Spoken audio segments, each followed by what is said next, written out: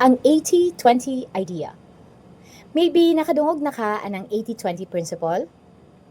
Around 20% sa imong customers can sometimes produce mga 80% sa imong revenue or profit. Dili ni exact sa tanang business, pero ang important nga lesson diri, dili tanang customers pareho og value sa imong business.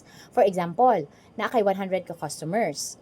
80 diha willing mo palit sa 1,000 peso service nimo. So that's 80,000. Pero na ay 20 ka customers nga willing mo palit sa 5,000 pesos nga service. So that's 20 customers times 5,000, that's 100,000. So mas dako ang imong income gikan sa 20 customers kaysa sa 80 customers. And think about this. Kinsa kaha ang mas sayon i-manage? 80 ka customers or 20 ka customers? Most likely, mas manageable ang 20. Why? Because many people are paying for convenience.